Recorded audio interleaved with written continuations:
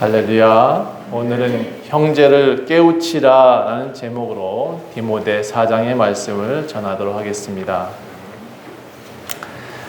할렐루야. 여러분 한 주간 평안하셨습니까? 네. 저는 오늘 권사님의 기도 소리가 너무나 아름다워서 찬양을 듣는 듯 하였습니다. 여러분, 저는 여러분의 목소리 듣는 것이 이렇게 즐겁습니다. 너무나 행복하고요. 한 분 한 분 얼굴 뵙는 것이 너무나 좋습니다. 여러분, 이게 가족이 아닐까 싶습니다. 항상 저는 기다립니다. 우리 가족들이 우리 한 주간 어떻게 지냈을까? 우리 가족들은 잘 또 오고 계실까? 우리는 항상 그렇게 기다리고 있습니다. 가족이기 때문에 저는 그렇다라고 생각합니다. 만약 교인이었다면 저는 여기 앉아서 그냥 기도만 하고 있었을 텐데 가족 같으니까 계속 드나드는 것 같아요. 여러분 요즘 불황이라고 하는데 어때서요? 여러분 좀 괜찮으신지 모르겠어요. 먼저 좋은 교회 가족은 일자리가 있다는 게 감사하고, 저는 여러분이 매일 바쁘게 살고 계시다라고 하면 그것이 복이 아닐까 생각해 봅니다. 어느 날 하나님께서 이런 마음이 있어서 기도하게 됐는데, 하나님 하고 불렀더니 제가 어려운 때였으니까 제 마음을 아셨는지 돈을 줄까, 돈 버는 능력을 줄까 이렇게 물어보실 때가 있었습니다. 근데 저는 그 어떤 것도 선택을 하지 못했습니다.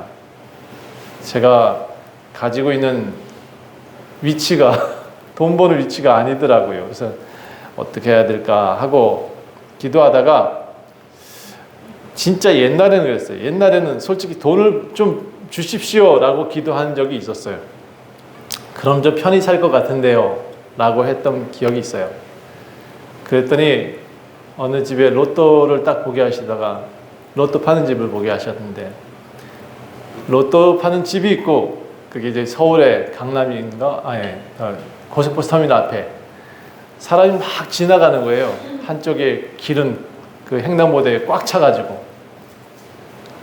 그때 제 마음을 뭘로 주셨냐면, 로또를 사는 것보다 저 사람을 사야겠다라는 마음을 주셨어요.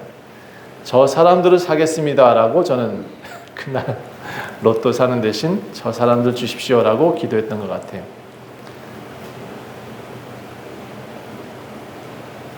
어릴 적에는 돈 버는 것도 좀 주십시오, 돈 버는 능력도 주십시오라고 했던 것 같아요.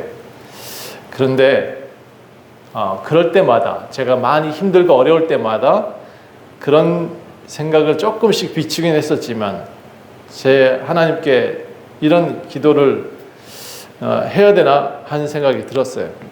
그때 어떻게 말씀하시냐면, 내 은혜가 내게 족하다 라고 말씀을 하세요.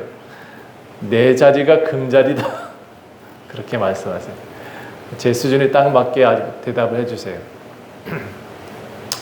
제가 요즘 생각하면서 하나님 앞에 정직한 사람만이 구원을 얻겠구나 라는 생각을 더 많이 하고, 정직한 목회만이 참 목회자다, 목회를 하는 거다 라는 생각을 하게 됩니다. 그래요. 그런 것들을 이제 내 은혜가 족하다, 내 자리가 족하다, 나는 돈의 생각보다는 목회의 생각을 더 많이 하고 사람들을 구원할 수 있는 생각을 더 많이 해라 라고 하시기에, 어느 날부터 제가 전략을 좀 바꿨습니다. 제가 잘하는 게 있거든요. 사람을 돕는 일은 잘합니다. 그래서 도와야겠다. 그리고 우리 성도님들의 삶이 주님의 은혜로 가득하게 해달라고 기도해야겠다 라고 전략을 좀 바꿨습니다. 그리고 우리 교회에 오시는 이들은 모두 다 회복하게 도와주세요 라고 기도했습니다. 저는 여러분, 하나님의 뜻을 따라 살게 되면 반드시 좋은 일이 있을 거라고 생각합니다. 제가 목회하기 전에, 목회를 정하기 전에 하나님이 저한테 약속을 하나 해주셨어요. 뭐라 그랬냐면, 히브리서 6장 14절부터 15절에 있는 말씀인데, 이게 사실은 창세기에 나온 아브라함한테 하신 말씀이긴 하지만 저는 뒤에서 받으니까 더 감동이 있더라고요. 하나님께서 그 아브라함한테 뭐라고 말씀하셨냐면, 너에게 복을 주고 복 주며 너를 번성하게 하고 번성케 하겠다, 그렇게 말씀하셨어요. 저를 번성하게 해주시겠대요. 근데 이게 복이 뭔지는 나중에 알게 됐어요. 돈이 아니라는 걸. 복 주고 복 주는데 번성하게 해주고 번성케 해주는데 그게 제가 생각하는 그런 기준이 아니에요. 제가 지금 눈이 좀 가물가물해요. 요즘 눈이 좀 나빠지는 것 같아. 복이 뭔가 했더니 여러분 제게 주시는 복은 여러분이 복입니다. 예, 한 분 한 분이 저한테는 정말 복되시다라는 생각이 듭니다. 오늘 새로운 한 분이 오셨는데 복이다.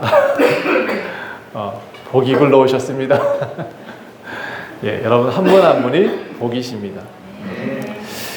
여러분 제가 항상 여러분한테 부탁드리는 게 있죠. 공식이라고 하면서 부탁드리는 게 있어요. 잘 되는 방법이 있다. 잘 되는 방법. 항상 기뻐하라. 쉬지 말고 기도하라. 범사에 감사하라. 이것이 그리스도 예수 안에서 너희를 향하신 하나님의 뜻이다. 자, 이게 기독교 안에서 성경 안에서 나와 있는 사람이 잘 되는 방법 중에 하나예요. 공식의 공식. 이 공식들을 잘 따라 하십시오. 그러면 좀 사실 힘든 일 있어도 기뻐하는 거, 기뻐하면 기쁜 일이 생기는 것 같아요. 쉬지 말고 기도해라. 범사에 감사해라. 여러분 기도를 특별하게 할 필요는 없습니다. 제가 하니까 숨 쉬듯이 기도하라 그랬어요. 호흡하듯이. 그래서 이 기도는 그냥 여러분 자주 하시면 될 것 같아요. 또 범사에 감사하십시오. 만나는 이마다 감사. 오늘도 감사. 내일도 감사. 그렇죠? 예, 앉아도 감사. 일어서도 감사. 예, 우리가 쿡 찌르면 감사. 한번 찔러봐요. 뭐가 나오나? 감사. 나오나요? 감사가 나와야 됩니다. 자, 이렇게 사는 것이 하나님의 뜻이다라고 되어져 있으니 우리 그렇게 사십시다. 그리고 이렇게 삶을 살기 위해서는 한 가지 또 우리한테 필요한 것이 있대요. 성령을 소멸하지 말아라. 예언을 멸시하지 말아라. 그리고 범사에 헤아려 좋은 것을 취해라. 악은 어떤 모양이라도 버려라. 이게 앞에 우리가 살 수 있는 공식과 함께 우리의 보조자로 항상 우리를 도우시는 이가 하나님이다라는 것을 좀 풀어서 길게 성령 소멸하지 말고 예언 멸시하지 말고 범사에 헤아려서 좋은 것 취하고 악은 모양은이라도 피해라. 이렇게 되어져 있는 거예요. 우리 힘만으로는 안 되니까 하나님 힘을 함께 받아서 우리가 그렇게 살아라 라고 말하고 있습니다. 또 하나 공식 가르쳐 드릴게요. 먼저 그 나라와 그 의를 구하라. 그리하면 이 모든 것을 너희에게 더하시리라. 이거 제가 지은 말이 아니라 성경에 있는 말이에요. 예, 하나님이 원하시는 뜻을 따라 살아가면 그 뜻대로 살면 여러분한테 형통할 수 있는 삶을 주실 것입니다. 물론 그 형통이라는 단어가 성령이라는 단어로 하나로 뭉쳐가지고 눈덩이 안에 던져주시든지 성령이라는 이름을 써서 그 안에 형통도 들어가고 그 안에 우리의 삶도 들어가고 약속도 다 들어가 있어요. 그러니까 여러분 성경에 대한 내용들을 조금씩 그냥 성경 글자만 알지 마시고요. 하나님이 살게 하시는 이유, 어떻게 주셨다라는 포장지만 보고 다 판단하지 마시고 그 안에 들어있는 것들을 기대하며 살아갔으면 참 좋겠다 생각합니다. 이것이 하나님이 우리한테 잘 살게 하는 원리다. 그래서 이 원리 중에 가장 쉽게 또 제가 설명드리면 다 모르겠다 그러면 그냥 딱 한 가지만 기억하세요. 나는 아버지의 아들, 하나님은 나의 아버지. 이 관계만 잘 정립하면 돼요. 그래서 아버지를 인정하면 되고 그의 아들로 살아가는 것, 그것이 이 모든 것을 또 아우르는 거예요.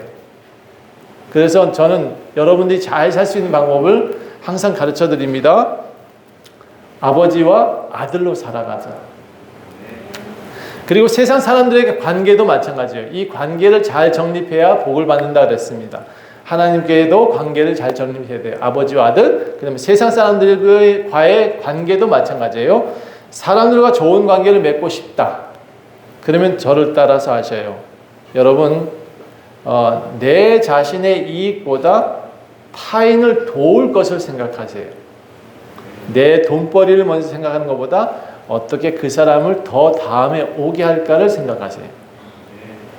그러면 여러분, 이번에 계약 안 해도 다음 게 계약할 수 있는 거고, 이번에 장사는 안 돼도 다음에 또 장사할 수 있는 거예요. 제가 예전에 아버지를 따라서 작은 슈퍼마켓을 한 적이 있었습니다. 이 슈퍼마켓이 사람들 감정을 되게 좋게 하면 또 오고, 감정을 나쁘게 하면 다시는 안 오는 곳이에요. 바로 집 앞에 있는데도 빙 돌아서 뒤에 집에 가게 되는 게 감정 상함이더라고요. 그래서 여러분, 많이 팔까를 생각하지 말고 남한테 친구가 되는 방법을 항상 먼저 연구하는 것이 좋겠다. 제가 춘천에 있던 어떤 사람 한 사람 알고 있습니다. 깨를 볶아서 기름을 내리고 있는데 이 사람 들어가자마자 명패에 뭐라고 써 있냐면 정직이 기술이다 라고 해요. 그리고 자신은 매일 저녁 5시가 되면 다 때려치고 청소를 해요. 1시간 동안 기름 내린 것을 깨끗하게 닦아내는 일을 하고 있어요. 제가 여지까지 가본 중에 그 집처럼 기름이, 그 기계가 깨끗한 집을 본 적이 없어요. 기름집은 항상 새까만데 그 집은 항상 하얗더라. 그래서 제가 그 사람의 성실을 믿습니다. 사람한테 성실할 수 있다면 친구가 될 수 있다라고 생각하는 겁니다. 하나님께 성실하면 복을 받는다. 이게 원리입니다. 제가 그래서 지난주에 사랑받는 방법 이렇게 하고 제가 좀 글을 쓴 적이 있습니다. 사람에게 사랑받는 방법, 사랑한 만큼 사랑이 돌아오게 됩니다. 누구나 사랑을 받고 싶지만 사랑하는 법을 너무 모른다라는 생각이 들었습니다. 자, 그냥 가정을 생각해 보면 이렇습니다. 남편은 아내한테 성실하면 됩니다. 아내는 남편을 신뢰하면 됩니다. 서로 신뢰할 수 있으면 그 가정은 잘 유지될 수 있습니다. 자녀는 부모를 멸시하지 않으면 됩니다. 예, 부모를 공경하면 그 가정은 행복한 가정이 될 수 있습니다. 모르는 이에게도 존중하십시오. 그러면 상대를 존중한 만큼 그 존중이 나한테 돌아옵니다. 이게 원리입니다. 모양새는 달라도 사랑 주는 만큼 언젠가는 분명히 돌아온다. 제가 살아보니 그렇습니다. 저보다 더 많이 살았으니 더 잘 아실 겁니다. 여러분, 오늘 본문에는 또 교회가 잘 되는 원리가 좀 담겨져 있습니다. 제가 그래서 원리 얘기를 먼저 한 거예요. 이 관계가 잘 정립되면 하나님께 복을 받으니 또 교회가 잘 되는 원리가 뭘까? 성경에는 여러 가지 이야기가 담겨져 있는데 그 중에 디모데야, 교회가 잘 되려면 이런 건 꼭 해야 돼 라고 가르쳐주고 있습니다. 교회가 잘 되는 원리, 목회자가 잘 되는 원리, 이 디모데 4장에 잘 나와져 있습니다. 그보다 조금 앞에 디모데 3장 14절부터 15절까지 바울의 마음이 좀 담겨 있으니까 그 좀 먼저 읽어볼까요? 3장 14절부터 15절 한번 봐주세요. 14절, 내가 속히 너에게 가기를 원한다. 그런데 내가 지금 갈 수 없다. 지금 이 상황이 어떤 상황이냐면 로마에 갇혀 있는 상황입니다. 로마에 가택연금이 되어 있는 상황이에요. 그러니까 나가지는 못해. 그냥 나가긴 나가는데 좀 자유롭지 못해. 그래서 편지로 내가 너한테 빨리 가고 싶은데 그러지 못한다. 그래서 내가 이 글을 쓴다. 내가 좀 지체가 되어지면 너는 이렇게 해라 라고 하면서 이 원리를 가르쳐 주는 거예요. 바울은 실제 이 편지를 쓰고도 진짜 돌아오지 못합니다. 예, 아주 오랫동안 돌아오지 못해요. 이 글은 그래서 우리한테까지 전달됐습니다. 이것이 우리 교회를 잘 될 수 있는 방법이기 때문에 그렇습니다. 에클레시아라고 합니다. 교회를. 믿는 사람들의 모임이 에클레시아입니다. 근데 바울은 이 교회를 뭐라고 표현했냐면 여기 보십시오. 15절에 보니까 이 집은 하나님의 집이다 라고 말해요. 하나님의 집에서 어떻게 행해야 될지 알게 하려 합니다. 그러니까 하나님의 집은 정의를 뭐라고 그러냐면 이 집은 살아계신 하나님의 교회예요. 진리의 기둥과 터니라. 예, 교회가 건물은 아니지만 건물을 형상화해서 이렇게 말해요. 살아계신 하나님의 교회. 살아계신 하나님의 교회. 여기도 숨쉬는 곳이다 라고 말하고 있어요. 자, 그 다음에 뭐라고 표현했냐면 이 교회가 가진 비밀이 있다는 거예요. 이 교회에 공공연한 비밀이 하나 있어요. 우리는 숨긴 것을 비밀이라고 하지만 모든 사람이 말을 해도 못 알아듣는 비밀이 있어요. 여러분은 알아들은 비밀. 그게 뭐냐 그러면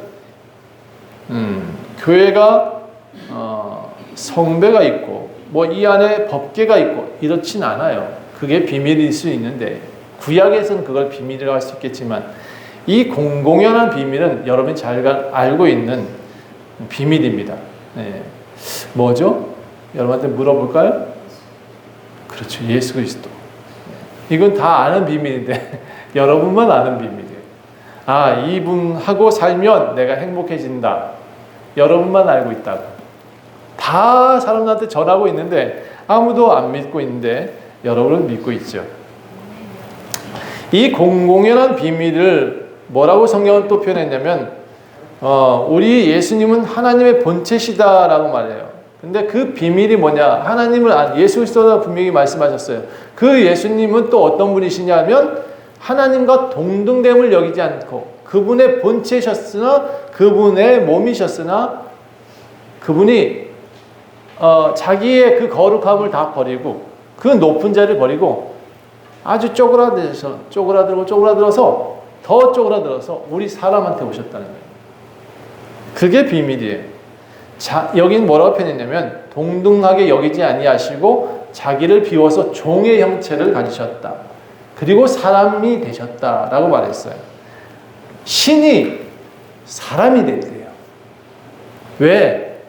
여러분 한 사람 한 사람을 구원할 수 있기 위해서, 구원하기 위해서, 건져내기 위해서, 살리기 위해서 당신이 쪼그라들었대. 우리 사람한테 들어와가지고 사람처럼 돼서 한 사람 한 사람 이해하고 그를 도와주기 위해서. 여러분 예수님이 십자가에 달리실 때 그분은 신이셨을까요? 사람이셨을까요?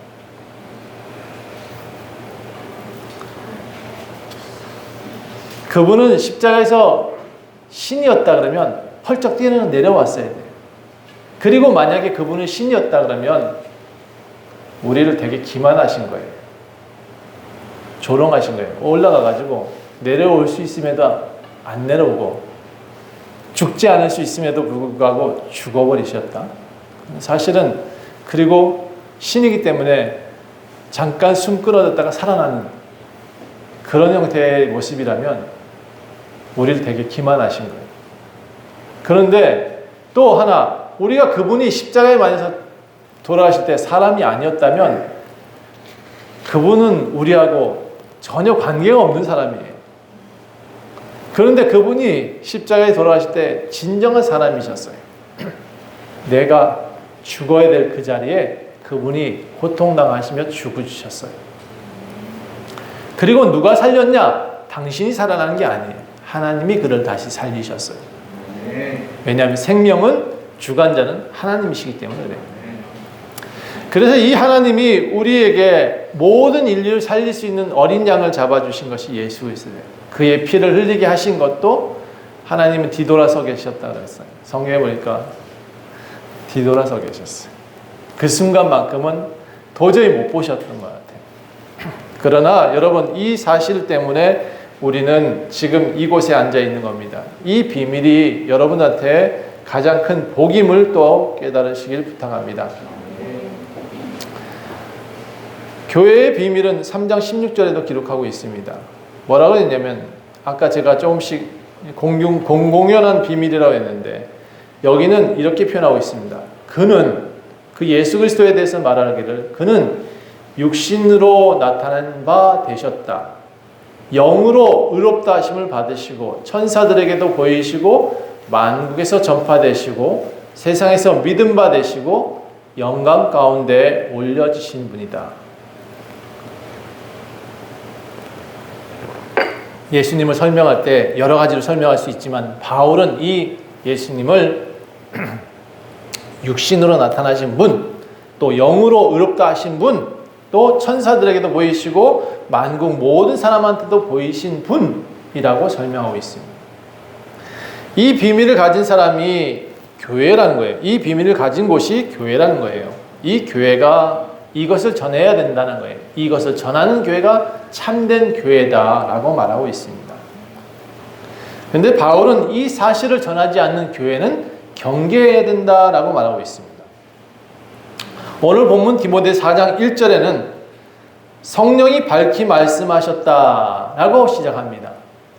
예전부터 이미 예언했다라는 겁니다. 후일에 어떤 사람들이 믿음에서 떠나가지고 미혹하는 영과 귀신의 가르침을 따를 것이다. 요즘 세대를 보세요. 얼마나 화려해요. 얼마나 잘 살아요. 그런데 얼마나 많은 사람들이 귀신천지라 그러더라고요, 요즘에. 신천지가 아니고 구천지가 있는지 모르겠어. 여러분, 그 사람들이 왜 지금 이단의 가르침에 빠져 있느냐? 옛날 성령께서 우리한테 미리 말씀하셨대요. 예. 이 사람들이 믿음을 떠났기 때문이라는 거예요. 미혹되었기 때문이라는 거예요. 사단이 제일 잘하는 것이 무엇인지 아십니까? 사람을 헷갈리게 하는 거예요. 미혹하는 거예요. 그래서 자기가 지금 제대로 예수님을 믿고 있다고 믿고 있는 거예요. 거기서는 착각을 어떻게 하고 있냐면 자기들이 행복하다고 믿고 있는 거예요. 나는 그게 이해가 안 돼. 남편을 버리고 행복할 수 있을까? 아내를 버리고 행복할 수 있을까? 자식을 버리고 행복할 수 있을까? 근데 그것을 아주 쉽게 말을 해요. 버리라고. 그러니 문제가 있는 거죠. 자, 이단들의 특징도 나열하고 있습니다. 이단들은 혼인을 금한대요. 제가 아주 이 설명은 자주 안 하고 싶은데 요즘 세대가 너무나 그런데 자주 빠지니 한마디만 더 할게요. 부부들을 제발 좀 냅두라고. 이단들이요. 가정들을 제발 좀 내버려 뒀으면 좋겠어. 거기는 건들면 안 되지, 솔직히. 예. 최후의 보루고에 있는데, 솔직히. 근데 이만희 씨 좀 들으셨으면 좋겠어. 제가 방송을 하니까. 거긴 건들면 안 되지, 적어도. 자, 또 어떤 사람들은요, 음식을 먹지 말라고 해요.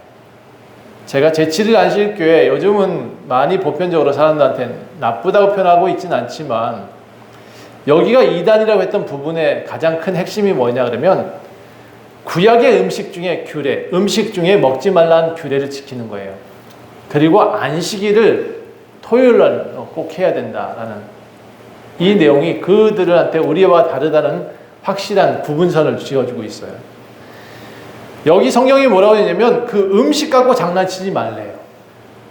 음식 먹지 말라고 말하는 거 그거 잘못됐다고 바울은 분명히 말하고 있어요. 제7회 안식교회가 구약의 음식 규례를 따르고 있는데 돼지고기는 안 먹습니다. 예. 그리고 그들은 고기를 먹으면 콩고기를 먹어라. 콩고기를 개발했어요. 난 콩고기가 너무 좋은 것 같아. 예, 저도 먹어보니까 되게 좋아요. 그런데 돼지고기는 먹지 말고 콩고기만 먹어라는 잘못됐어요. 음식 갖고 장난치면 안 돼요. 사실은 여러분 이게 왜 돼지고기를 먹지 말라 그랬냐면 이 이집트 쪽, 팔레스타인 쪽은 더워요. 그러니까 빨리 상해요. 그래서 그런 종류의 고기는 먹지 말라고 했던 거예요. 구약에 보면 아이를 낳았을 때 여자가 사녀를 하고 나면 남자일 땐 30일 집에서 못 나온다. 금줄 치고 부정하다라고 표현했어요. 여자가 애 낳으면 부정한 건가요? 저는 그 성경을 읽고 난 다음에 이해가 안 돼서 처음에 왜 이 해필 부정하다는 단어를 써가지고 이렇게 이 아이를 보호하기 위해서 이 산모를 보호하기 위해서 30일간을 아무도 드나들지 말아라 그런 의미로 쓰여진 거란 말이에요. 또 60일간 여자아이는 60일간 부정하다 되어 있어요. 그럼 여자아이를 낳는 건 더 부정한 거네? 그게 아니라는 얘기예요. 그 아이 산모와 여자아이는 더 보호를 해야 되니까 60일간은 보호하자라는 차원의 내용이었다는 거예요. 그래서 구약의 규례를 고지고대로 읽는 것은 정말 잘못된 거예요. 그래서 여러분, 이 예수님 오신 내용들은 인정하지 않고 구약에 있는 내용만 가지고 설명하는 것은 정말 잘못된 사고다. 예수님이 오신 생각들을 정말 잘 알고 있었다면 지금 저 유대인들하고 팔레스타인은 안 싸워요. 유대인들이 굳이 다 그 예루살렘에 들어가서 그곳에 들어가서 살려고 하지 않아요. 예수님이 정말 원하시는 것은 각 곳곳에 흩어져서 빛과 소금 되는 진짜 예수님 믿는 사람들이 되라. 그걸 원하고 계세요. 가셔서 사랑하라 라고 했지. 이렇게 그래서 구약의 예수님은 신약에 오셔서 예수님은 구약에 있는 율법을 다 폐하셨다고 말하고 있어요. 그리고 내가 그 율법을 완성이다라고 말씀하시는 거예요. 어떻게 하다 좀 넘어갔습니다. 바울은 디모데에게 음식으로 장난치는 사람들을 분명히 교훈해라. 이런 것들은 잘못된 거다라고 말해요. 4장 3절 보면 음식물은 뭐라고 했냐면 하나님이 지으신 거다. 모든 음식은 하나님이 지으신 거다. 따라해 볼까요? 모든 음식은 하나님이 지으신 거다. 그래서 뭐래요? 믿는 자들과 진리를 아는 자들이 감사함으로 받으면 믿는 사람과 진리를 아는 자들이 여러분 예수님을 아는 자들이 감사함으로 받으면 돼지 머리도 괜찮다는 거예요. 솔직히 여러분 고린도 교회에서는 이 우상 숭배한 물건들이 나가서 시장에 팔리는 걸 묻지도 말고 따지도 말고 가서 사 먹어라 라고 했어요. 왜? 여러분 우리나라 사람의 실정과 팔레스타인의 실정이 좀 달랐어요. 고린도 교회의 실정과 에베소 교회의 환경이 좀 달라요. 그래서 말이 좀 없이 달라. 그러니까 성경이 오류라고 말을 해. 어떤 학자들은 잘못됐대. 여기 가서는 이 말하고 저기 가서는 저 말하니 바울이 정말 나쁜 사람이라고 말하는데 그게 아니에요. 여러분 우리가 구약에 있는 내용들 이해하고 예수님을 이해하게 되면 이런 거 아무것도 아니에요. 왜 음식을 못 먹어?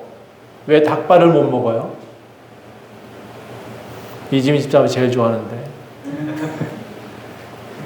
닭발 먹을 수 있어요. 그렇죠? 네. 우리 최양우 자매가 닭발 언제 해준다며 해봅시다 우리.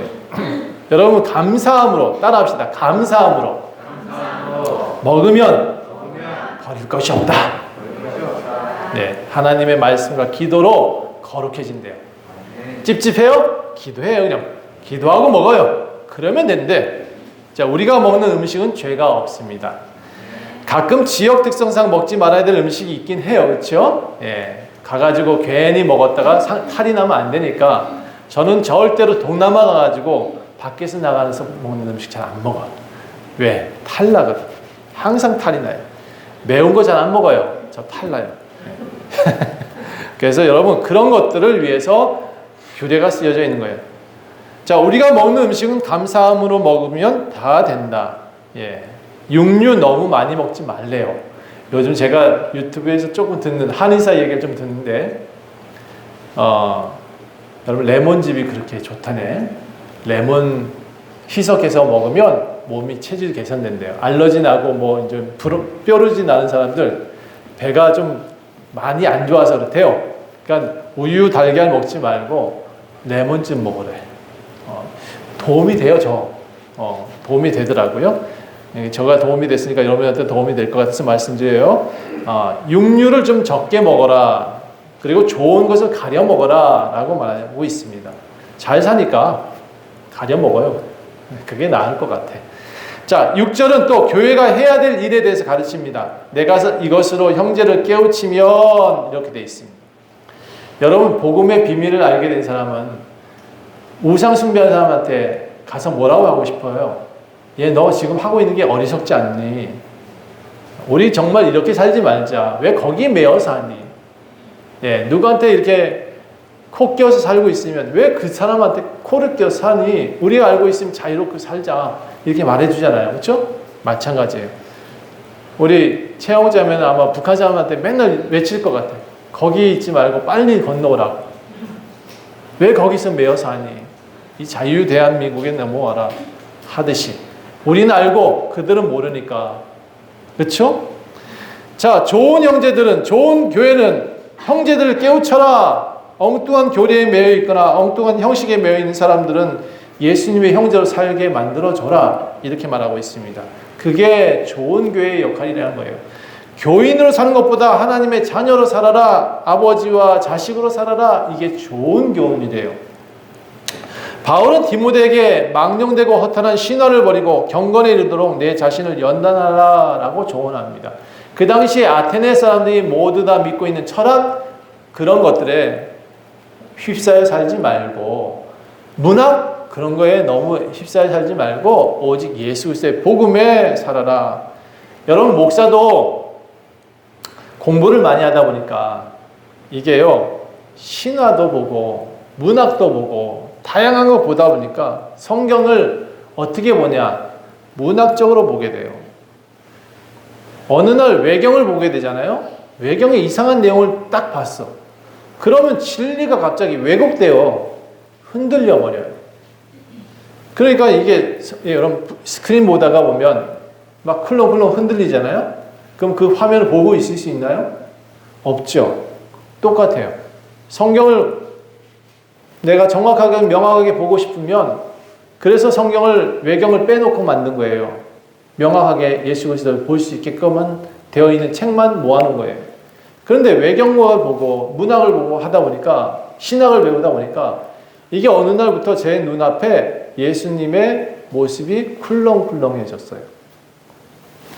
사물을 봐도 똑바로 안 보여. 뭔가 삐딱하게 보여요.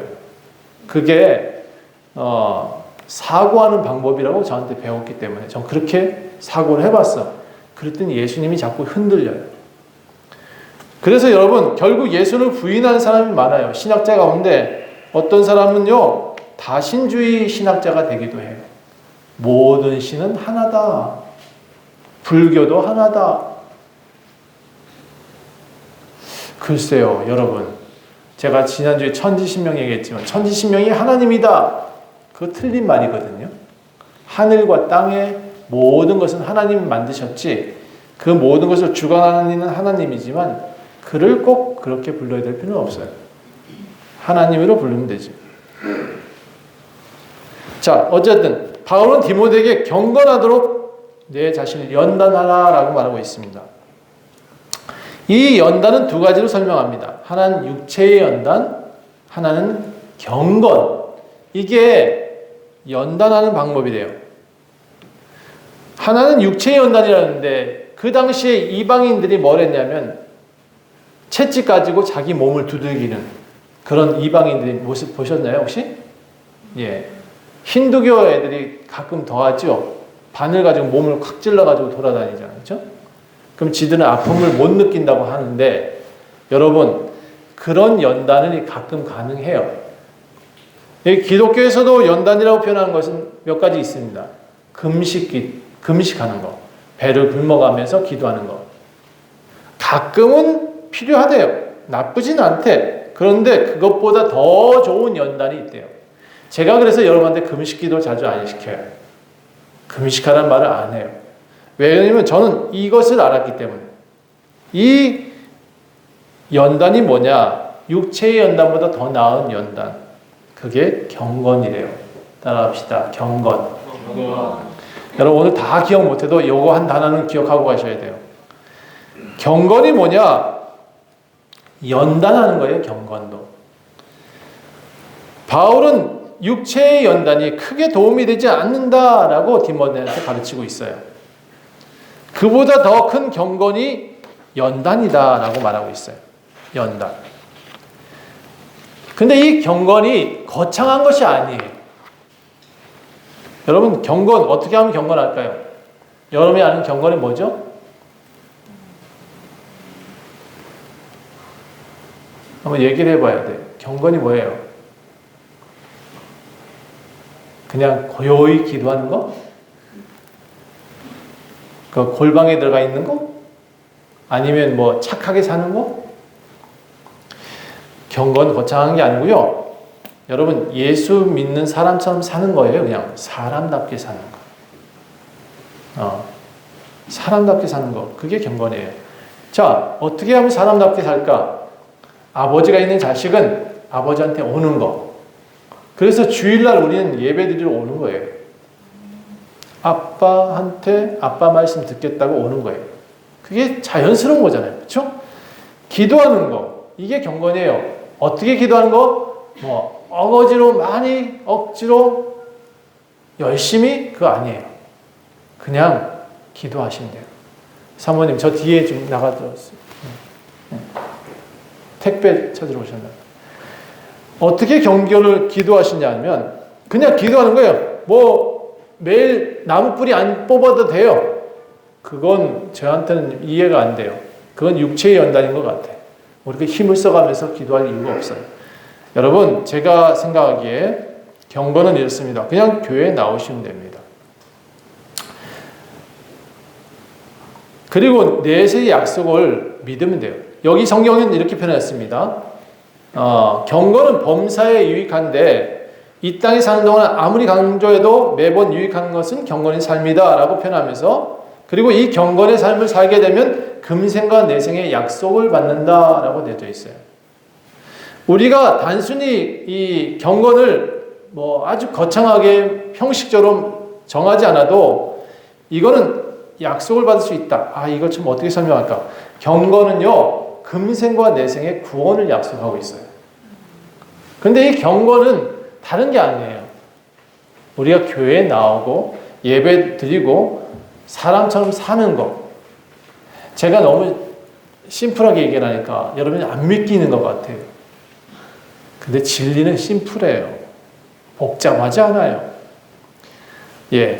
여러분 교회에 나오는 건 뭐죠? 매주일 교회에 나오는 게 정말 쉬운 게 아니더라고 저는. 제가 여러분 저도 옛날에 평신도 살아봤는데 솔직히 그때 교회 나오는 건 더 힘들었어요. 주일날 누워있으면 안 나오고 싶어. 그런데도 나와 있는 여러분들은 지금 대단하신 거예요. 이게 경건이에요. 내가 내 육신을 내려놓고 그래도 나왔다는 거. 그게 굉장히 중요한 거예요. 주일마다 하나님 앞에 모습을 보인다. 하나님 앞에 얼굴을 보인다. 이게 굉장히 정말 큰 경건인 거예요. 누가 보지 않아도 우리 장로님 집이 언제 하죠? 우리 집들이? 가보니까 골방을 만들어 놨더라고. 기도하는 집을 만들어 놨어. 한쪽에 그 옷장이죠? 옷장 뒤에죠? 거긴 꼭 한 사람 앉을 만한 공간을 만들어 놨다고. 부럽더라고, 근데.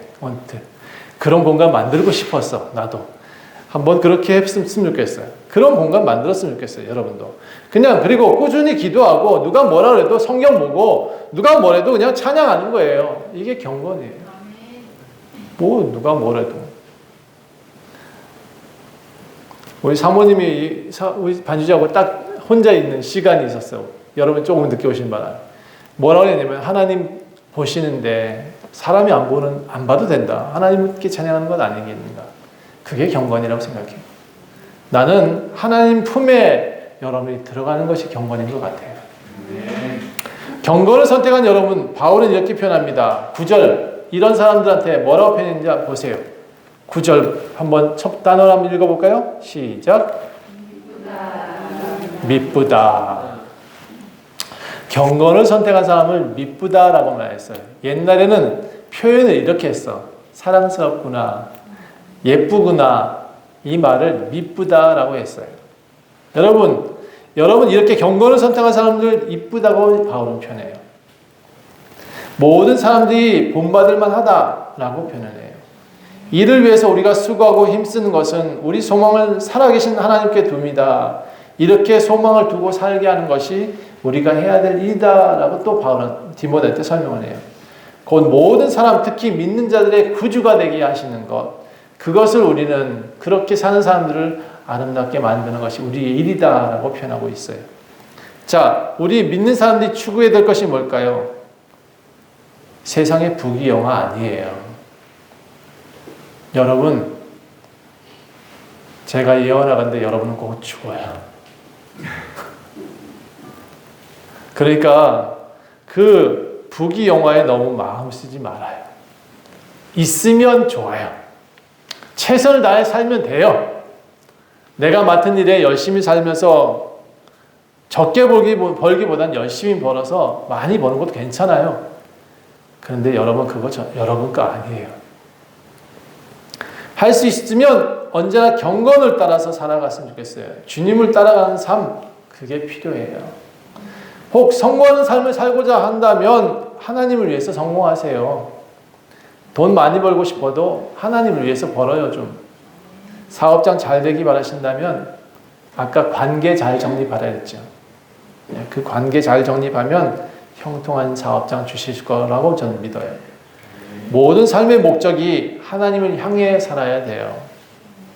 우리 결국은 하나님 앞에 가야 되거든요. 여러분, 경건으로 살게 하는 것 다른 거 아니에요. 그냥 하나님 앞에 항상 살아간다. 내 앞에 하나님 계시다라고 인정하는 것이 경건이에요. 망해도 망하지 않을 것입니다. 제가 분명히 말씀드려요. 흥해도 흥하다 자랑하지 않을 것입니다. 하나님 앞에 있는 사람은 절대로 경거망동하지 않더라고요. 여러분의 삶을 하나님께서 반드시 또 책임져 주신다고 저는 믿습니다. 바울은 목회자에게 경건을 가르치라고 당부합니다. 젊은 나이에 에베소 교회의 목회자가 된 디모데에게 부탁합니다. 너는 오직 말과 행실과 사랑과 믿음과 정절에 있어서 믿는 자들의 본이 되어 누구든지 내 연소함을 업신여기지 못하게 하라. 디모데가 어린 나이에 에베소 교회의 목회자가 됐으니까 당부를 또 하는 거예요. 너는 말도 조심하고 행실도 조심해라. 사랑도 하고 믿음과 정절에 있어서 사람들한테 본이 되라. 목사는 솔직히 여러분 잘 가르치거나 못 가르치거나 별로 소용이 없어요. 제가 보니까 좋은 목회자는 본이 되는 목회자는 좋은 목회자예요. 조금 부족해도 괜찮아요. 말 좀 어눌해도 괜찮아요. 본이 되는 목사님하고 같이 살면 같은 교회 다니고 있으면 여러분 행복한 교인이에요. 제가 그런가요? 좀 어눌하지만 항상 본이 되기를 기도해 주세요. 네. 항상 성경을 읽고 또 권하는 일을 해라라고 부탁하고 있습니다. 내가 갈 때까지, 바울은 이렇게 말합니다. 내가 갈 때까지 이건 꼭 너가 책임져서 해야 돼. 권하고 가르치는 것 전념해 줬으면 좋겠어. 그러나 사실 이 말을 쓰고도 바울은 돌아오지 못해요. 그래서 디모데가 평생 이 일을 할 수 있었지 않았을까. 자, 바울은 디모데한테 부탁을 하고 4장을 마무리하는 글을 이렇게 쓰고 있습니다. 내 속에 있는 은사, 곧 장로회에서 안수받았을 때를 기억해야 돼. 잊지 마라. 예언을 통하여 받은 것을 가볍게 여기지 말아라. 이 모든 일에 전심전력해라. 너의 성숙함을 모든 사람 앞에 나타나게 해라. 그래서 내 자신과 가르침을 살펴서 이 일을 계속해라. 이것을 행함으로 내 자신과 내게 듣는 자를 구원하리라. 저요, 가끔 하나님 저 자연인으로 살고 싶어요 라는 기도를 할 때가 있어요. 굳이 목회자로 살지 않으면 어때요? 우리 장로님이 부럽고 우리 집사님이 더 부럽습니다 할 때가 있어요. 여러분, 저보다 여러분이 더 행복한 자리예요. 그런데 제게 이 말씀 때문에 저는 아직까지 이 자리에 서고 있습니다. 디모데한테 바울이 말씀하셨던 것처럼 바울은 저한테도 똑같이 말하고 있어요. 너 계속해. 이 말이 저한테 굉장히 비수를 꽂힙니다. 너 계속해야 돼. 너의 할 일은 열심히 성경 읽고 가르치는 거야. 너의 할 일은 열심히 경건을 가르치는 거야. 그들이 교회에 나올 수 있도록 인도하고 아무도 없어도 실망하지 마라. 내가 있다라고 말씀해 주셔요.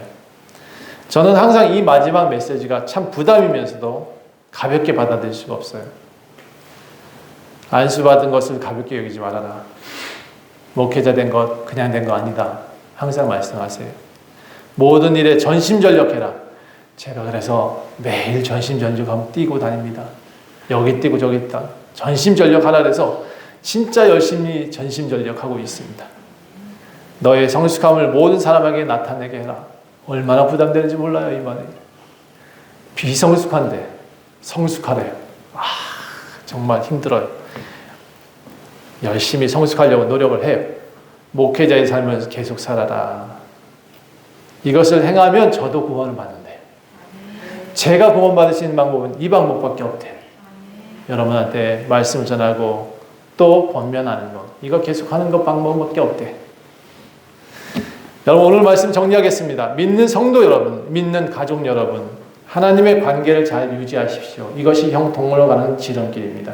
하나님을 사랑하십시오. 그리고 교회도 사랑하십시오. 이것이 하나님께서 여러분한테 상 주시는 방법입니다. 존중하는 만큼 여러분 존중받으실 수 있습니다. 교회의 공공연한 이 비밀을 지키십시오. 교회는 하나님의 집이다. 또 하나님을 섬기고 예수님을 섬기는 것이 일이자 경건이다. 언제나 예수의 좋은 일꾼이 되셔서 믿음의 말씀을 함께 전해 주십시오. 여러분 어둠에 갇혀있는 사람들 너무 많습니다. 이 사람들을 한 사람이라도 깨우치는 것, 한 사람이라도 또 교회에 데려다 놓고 너는 아들이야, 너는 자유자야, 너는 대한민국 사람이야 라고 말하는 거, 그거 굉장히 중요한 거예요. 북한에 있는 사람 한 사람 건져내는 거 굉장히 중요한 거예요. 돈이 좀 많으면 나는 그 북한에 있는 사람 하나씩 데리고 왔으면 좋겠어. 자, 엉뚱한 교리에 매이지 마십시오. 사람들이 자꾸 엉뚱한 교리에 매이니까 여러분 이단에 빠진단 말이에요. 사람들을 깨우쳐 주셔야 돼요. 너는 자유자야. 거기 매여 있으면 안 돼. 나오라고 해주셔야 돼요. 우리가 경건한 삶을 살게 되면 하나님의 약속을 반드시 이루신다라고 하고 있습니다.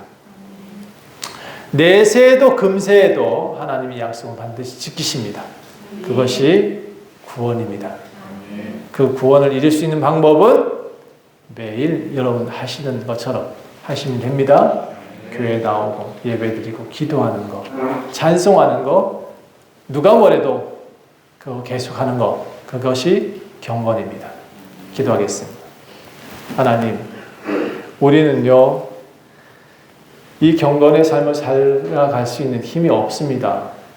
세상 환경은 나를 자꾸 달고 아름다운 것으로 치우치게 만듭니다. 건조하고 또 매일 똑같은 이런 반복된 삶을 별로 좋아하지 않습니다. 그러나 하나님, 매일 먹는 밥이 우리를 살리고 있듯이 몸이 건조한 것처럼 우리가 행동하는 그 모든 것이 경건인 것처럼 아버지여, 우리를 더욱 사랑하셔서 우리는 그것을 지키려고 노력하며 살고 있지 않습니까? 우리 원주 좋은교회 성도들은 더욱 사랑하셔서 하나님 그 경건을 따라 주일날 교회에 나오고 있지 않습니까? 열심히 주님을 찬양하지 않습니까? 누가 뭐래도 주님을 향해 목소리를 드리고 있지 않습니까? 하나님, 이들을 사랑하시고 더욱 축복하셔서 이 경건의 삶을 유지할 수 있도록 힘을 주시옵소서. 이 땅이 많이 어렵고 힘듭니다. 그럼에도 주님을 사랑하는 이 사랑을 포기하지 않도록 더욱 성령님 도와주시옵소서. 감사드리며 예수 그리스도의 이름으로 간절히 기도합니다.